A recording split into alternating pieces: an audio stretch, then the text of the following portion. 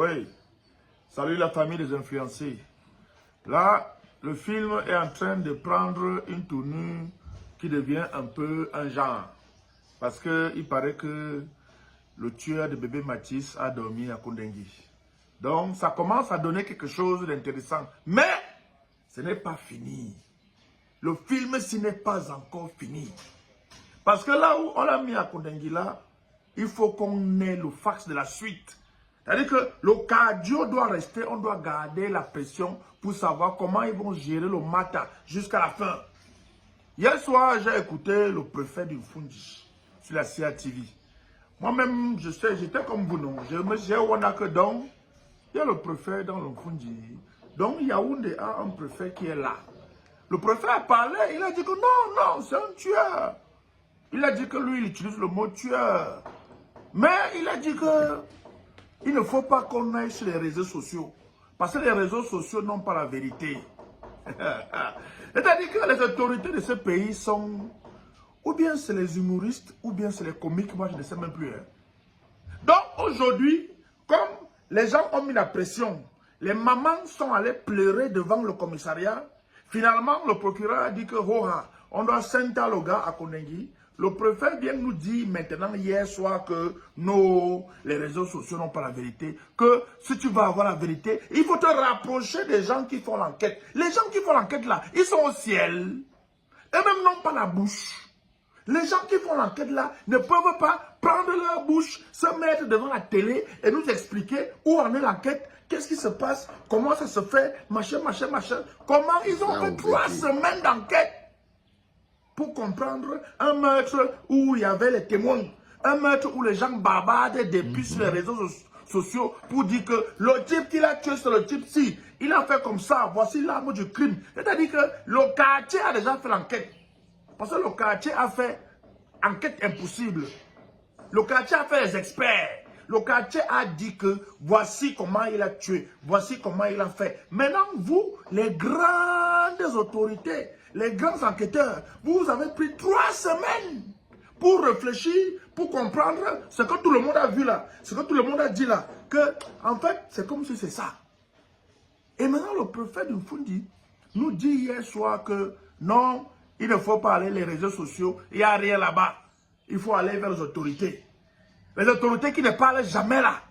Les autorités qui savent seulement interdire les marches.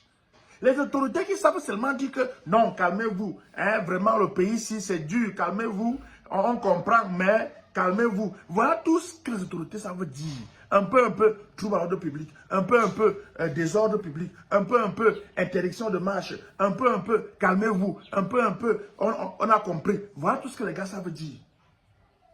Le prophète de Fundi a parlé hier soir sur la CATV.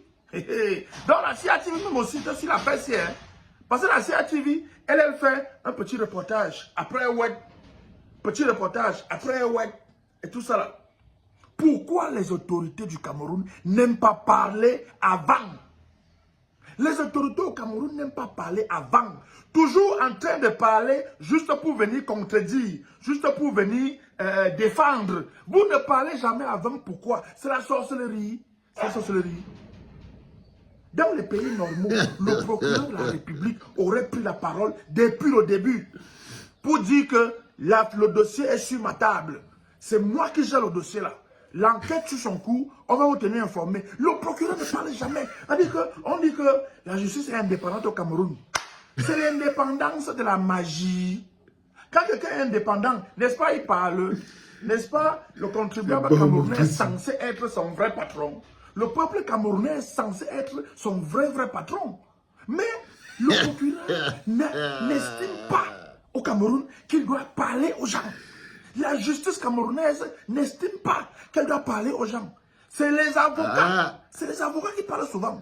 C'est les avocats qui viennent dire que on croit à la justice camerounaise. Parce que les avocats sont obligés de dire ça. Tu es avocat, tu ne dis pas ça. Le magistrat va aller te traiter au tribunal.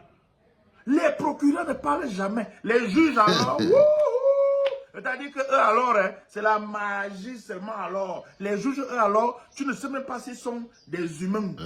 Ils sont seulement assis dans les tribunaux, condamnés à faire renvoyer, dossier suivant. Les procureurs au Cameroun. Quand tu vois un procureur de la République charger un voleur de papaye.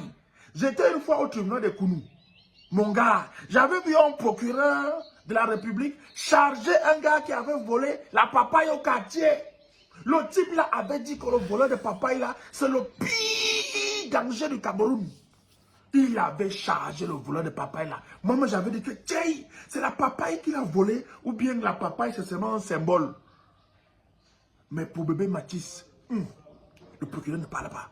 Les gars là ne parlent pas. Il faut faire les enquêtes, les enquêtes, les enquêtes. Donc, parmi les ministres que le père a envoyé consoler la famille de bébé Mathis, les ministres compétents, le ministre de la Justice, qui est celui qui doit dire au parquet que faites l'enquête là avec diligence, Rora, il n'est pas parti.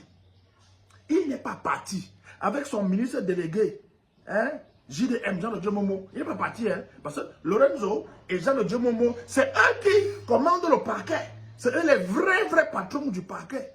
C'est-à-dire que, administrativement parlant, c'est eux les patrons du parquet. Ils n'ont pas parlé depuis là. Parce qu'eux, ils ne parlent pas.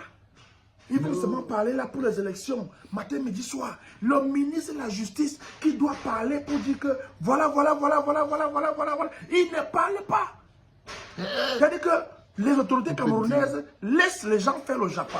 Laissent les réseaux sociaux faire le travail pour venir dire après que ce n'est pas dans les réseaux sociaux qu'il y a la justice. Ce n'est pas les réseaux sociaux qui font l'enquête. Vous ne pouvez pas venir nous expliquer alors qui fait l'enquête. Hein? Vous ne pouvez pas venir nous expliquer ça. Les enfants, allez là-bas, je fais la vidéo. Non, tu vas partir à l'atelier pour pas les bulletins. Voilà, c'est les vacances. Hein, les enfants ne partent pas les bulletins, il y a les vacanciers. Hein, c'est-à-dire que nos parents d'enfants sont en danger parce qu'avec l'affaire de bébé Mathis ici, chaque parent maintenant guette son enfant matin, midi, soir. Tu guettes ta part d'enfant que, hey, parce que les autorités du Cameroun, elles se disent que leurs enfants sont en sécurité, les enfants, rien ne peut leur arriver. Oui, parce que chez eux, il y a gardien, vigile, gendarmerie ou police. Voilà ma part de maison, et s'il y a même l'ombre du vigile, il n'y a pas. C'est pour ça qu'on met le cardio, c'est pour ça qu'on bavarde tous les jours ici là pour l'affaire de bébé Mathis. Parce que ce qui est arrivé à bébé Mathis peut arriver à nos parents d'enfants. Et on va nous faire comme on est en train de faire là. Nos parents d'enfants sont en danger. Parce qu'au Cameroun, c'est comme si chaque autorité va trouver les moyens pour envoyer sa part d'enfants en bain. Comme si c'est en bain qui a trop la sécurité. Hein? Ils oublient que là-bas, même en bain, il y a les tueurs en série. Il y a les gars que lui, sa vie, c'est de travailler comment il va tuer les gens. Mais, ici au pays, les gars font comme si quelqu'un est à l'abri de ça. Voici une affaire qui interpelle tous les parents. Tous les parents doivent être sentis interpellés que Massa, ma part d'enfant, on peut venir finir ça comme ça un matin, hurrah. On peut venir finir ça en journée, hurrah. Et après, on va commencer à faire les enquêtes doucement pour reconstituer les faits. Ou bien c'est les faits de la magie, ou bien c'est les faits du banga, ou bien c'est quoi qu'on veut reconstituer que personne ne connaît. Même l'inspecteur d'Eric, on a vu les films ici dehors, les séries. L'inspecteur le plus lent du système solaire, même lui, quand il faisait une enquête, il finissait l'enquête là-bas. On finissait sur ça. On espère que maintenant que le père là est à Konengi, vous allez parler. Le problème, c'est pas qu'il soit à Konengi. Le problème, c'est que les autorités, la justice, le ministre de la Justice, le procureur qui a le dossier, que vous venez nous parler, parlez-nous et expliquez-nous comment le dossier va se faire. Parce qu'il y a beaucoup de dossiers au Cameroun ici, là. On ouvre l'enquête, après, l'enquête se referme, on ne sait même pas quand. Voilà le dossier Martinez-Zogo. On ne sait pas. Le procureur n'a jamais parlé. Le ministre de la Justice, comme c'est au tribunal militaire là-bas, eux alors, tribunal militaire alors, eux, ils ne sont même pas avec nous. Hein. C'est-à-dire que n'espérons même pas que c'est là pour nous parler un jour.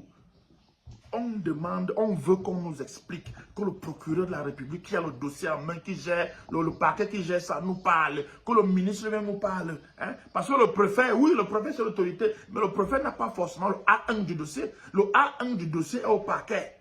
C'est le parquet qui a le A1. Donc, le procureur ou bien son patron, le ministre de la Justice, ou bien le ministre délégué auprès du ministre de la Justice, ils doivent nous parler. Mais c'est quel pays ça? Les autorités n'aiment pas parler aux gens. Vous n'aimez pas nous parler comment? On vous a fait quoi? Ce n'est pas nous qui cotisons pour votre salaire. Vous ne nous parlez pas comment? C'est la magie. Tchoukwanda. Maintenant, j'espère que comme le tueur de bébé Mathis est déjà à Kondengue, j'espère que la famille de bébé Mathis maintenant va quand même parler officiel. J'espère que vous allez quand même sortir pour parler que voilà. Si vous êtes déjà sorti, je n'ai pas encore écouté. Hein? Je vais regarder, peut-être que la famille est sortie entre hier soir et ce matin 7 h, je ne sais pas. Donc c'est le moment de parler quand même. Ne restez pas aussi dans le Sissongo comme si nous on venait même inventer un pétard. Hein? Ne vous taisez pas aussi comme si nous on venait acheter un problème qui ne nous concerne pas. Parce que vous êtes les premiers conseillers, c'est vous qui avez le deuil, c'est vous qui pleurez matin, midi, soir. Donc il faut quand même que vous veniez parler pour nous rassurer que, comme depuis qu'on dit là, c'est ça qui s'est vraiment passé. Parce qu'il ne faut pas qu'on mette les organes dans un matin et puis le concerné même, il se met en lacho. On attend quand même que vous veniez parler. Pour finir cette vidéo, ma petite soeur l'idole, je crois que le moment est venu. Tu as une dernière chance encore maintenant de te désolidariser officiellement du crime que ton père a commis. Je crois que tu as encore une chance de le faire, petite sœur. Tu n'y es pour rien. Ce n'est pas toi qui as tué le petit là, mais c'est ton répé. C'est ton père qui est incriminé. Et ce n'est pas la première fois qu'il est incriminé sur un web. C'est seulement la première fois que le web est sorti genre sur les réseaux sociaux. Donc là, tu as encore le temps, petite soeur, tu as encore le temps. Parce que la Bible dit que les enfants payent les crimes de leur père, les enfants héritent de leur père le bien et le mal. Pour ta santé, pour ta vie mentale, psychologique, physique, émotionnelle, professionnelle, il faut que tu te désolidarises de ton vieux. Ne soutiens pas le type là sur ce couloir. On a vu comment tu as prouvé que tu aimes ton père. Tu l'as mis devant ta communication. Tu étais fier de lui. Tu étais tellement fier de lui que nous les autres parents, nos parents d'enfants, nous regardaient un genre que, oh voilà un papa. On parle tout au pays. On parle tout au pays. Nous-mêmes, on guettait nos enfants déjà que nous n'avons pas d'enfants. Toi, tu as valorisé ton père. Tu l'as mis devant. Maintenant, ton père t'a baissé au carrefour. Il t'a baissé au carrefour. Maman, l'idole, désolidarise-toi officiellement de lui. Sinon, l'opinion publique va estimer que quelque part, tu es complice. Et ce n'est pas bon. Ce que je connais de toi, c'est que tu ne peux pas être complice d'un pareil mouvement. Désolidarise-toi du vieux, on crée sur les problèmes. Et peut-être que ça va aussi calmer un peu les gens. La famille de bébé Mathis, vraiment, que Dieu vous soutienne, les gars. Que Dieu vous soutienne. J'ai cru voir passer en ligne une pétition qui demande qu'on signe pour que le procès soit public. Je n'ai pas signé ça. Je n'ai pas encore regardé bien en ligne. S'il y a une pétition quelque part pour demander un procès public, moi-même, je n'ai pas signé la pétition là. Parce qu'il faut un procès public pour qu'on ait le A1 de ce divers. Si on laisse, ça veut dire qu'on est en train de laisser qu'on tue un enfant comme ça.